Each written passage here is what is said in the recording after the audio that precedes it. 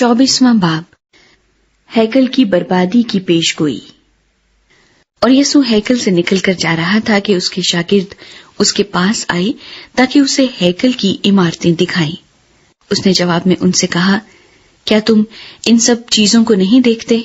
میں تم سے سچ کہتا ہوں کہ یہاں کسی پتھر پر پتھر باقی نہ رہے گا جو گرایا نہ جائے گا۔ اظہار ثانیہ۔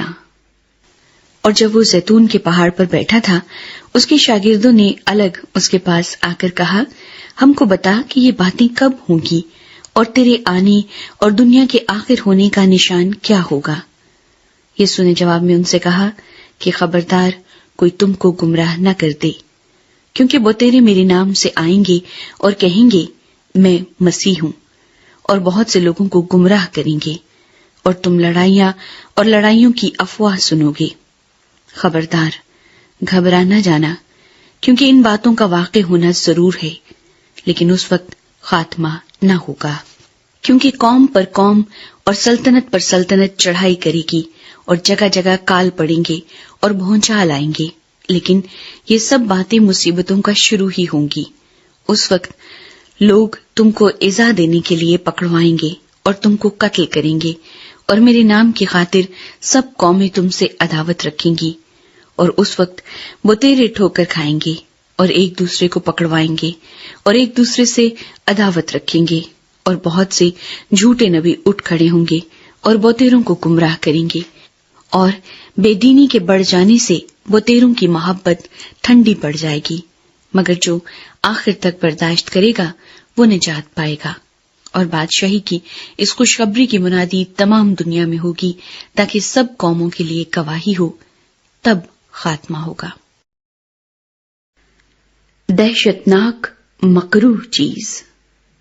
پس جب تم اس اجاڑنے والی مکروہ چیز کو، جس کا ذکر دانیل نبی کی معرفت ہوا، مقدس مقام پر کھڑا ہوا دیکھو، پڑھنے والا سمجھ لے، تو جو یہودیہ میں ہوں وہ پہاڑوں پر بھاگ جائیں، جو کوٹھے پر ہو وہ اپنے گھر کا اسباب لینے کو نیچے نہ اترے، اور جو کھیت میں ہو وہ اپنا کپڑا لینے کو پیچھے نہ لوٹے، مگر افسوس ان پر جو ان دنوں میں حاملہ ہوں اور جو دودھ پلاتی ہوں۔ بس دعا کرو کہ تم کو جاڑوں میں یا سبت کے دن بھاگنا نہ پڑے، کیونکہ اس وقت ایسی بڑی مصیبت ہوگی کہ دنیا کے شروع سے نہ اب تک ہوئی نہ کبھی ہوگی۔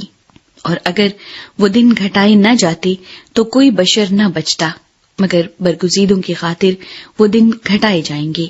اس وقت اگر کوئی تم سے کہے کہ دیکھو مسیح یہاں ہے یا وہاں ہے، تو یقین نہ کرنا، کیونکہ جھوٹے مسیح اور جھوٹے نبی اٹھ کھڑے ہوں گے اور ایسے بڑے نشان اور عجیب کام دکھائیں گے کہ اگر ممکن ہو تو برگزیدوں کو بھی گمراہ کر لیں۔ دیکھو، میں نے پہلے ہی تم سے کہہ دیا ہے۔ پس اگر وہ تم سے کہیں کہ دیکھو وہ بیابان میں ہے تو باہر نہ جانا، یا دیکھو وہ کوٹریوں میں ہے تو یقین نہ کرنا، کیونکہ جیسے بجلی پورب سے کوند کر پچھم تک دکھائی دیتی ہے، ویسے ہی ابن آدم کا آنا ہوگا۔ جہاں مردار ہے وہاں گدھ جمع ہو جائیں گے۔ ابن آدم کی آمد ثانی۔ اور فوراً ان دنوں کی مصیبت کے بعد سورج تاریک ہو جائے گا اور چاند اپنی روشنی نہ دے گا، اور ستارے آسمان سے گریں گے اور آسمانوں کی قوتیں ہلائی جائیں گی، اور اس وقت ابن آدم کا نشان آسمان پر دکھائی دے گا، اور اس وقت زمین کی سب قومیں چھاتی پیٹیں گی اور ابن آدم کو بڑی قدرت اور جلال کے ساتھ آسمان کے بادلوں پر آتے دیکھیں گی، اور وہ نرسنگے کی بڑی آواز کے ساتھ اپنے فرشتوں کو بھیجے گا، اور وہ اس کے برگزیدوں کو چاروں طرف سے آسمان کے اس کنارے سے اس کنارے تک جمع کریں گے۔ انجیر کے درخت سے سبق۔ اب انجیر کے درخت سے ایک تمثیل سیکھو۔ جو ہی اس کی ڈالی نرم ہوتی اور پتے نکلتے ہیں، تم جان لیتے ہو کہ گرمی نزدیک ہے۔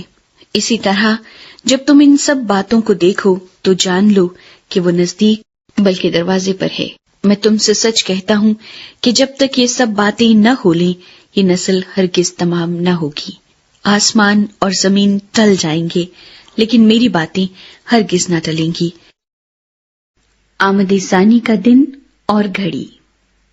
لیکن اس دن اور اس گھڑی کی بابت کوئی نہیں جانتا، نہ آسمان کے فرشتے نہ بیٹا، مگر صرف باپ۔ جیسا نوح کے دنوں میں ہوا ویسا ہی ابن آدم کے آنے کے وقت ہوگا، کیونکہ جس طرح طوفان سے پہلے کے دنوں میں لوگ کھاتے پیتے اور بیاہ شادی کرتے تھے، اس دن تک کہ نوح کشتی میں داخل ہوا، اور جب تک طوفان آ کر ان سب کو بہا نہ لے گیا ان کو خبر نہ ہوئی، اسی طرح ابن آدم کا آنا ہوگا۔ اس وقت 2 آدمی کھیت میں ہوں گے، ایک لے لیا جائے گا اور دوسرا چھوڑ دیا جائے گا۔ 2 عورتیں چکی پیستی ہوں گی، ایک لے لی جائے گی اور دوسری چھوڑ دی جائے گی۔ بس جاگتے رہو، کیونکہ تم نہیں جانتے کہ تمہارا خداوند کس دن آئے گا۔ لیکن یہ جان رکھو کہ اگر گھر کے مالک کو معلوم ہوتا کہ چور رات کے کون سے پہر آئے گا تو جاگتا رہتا اور اپنے گھر میں نقب نہ لگنے دیتا۔ اس لیے تم بھی تیار رہو، کیونکہ جس گھڑی تم کو گمان بھی نہ ہوگا ابن آدم آ جائے گا۔ وفادار یا نمک حرام نوکر۔ بس وہ دیانتدار اور عقل مند نوکر کون سا ہے جسے مالک نے اپنے نوکر چاکروں پر مقرر کیا تاکہ وقت پر ان کو کھانا دے۔ مبارک ہے وہ نوکر جسے اس کا مالک آ کر ایسا ہی کرتے پائے۔ میں تم سے سچ کہتا ہوں کہ وہ اسے اپنے سارے مال کا مختار کر دے گا۔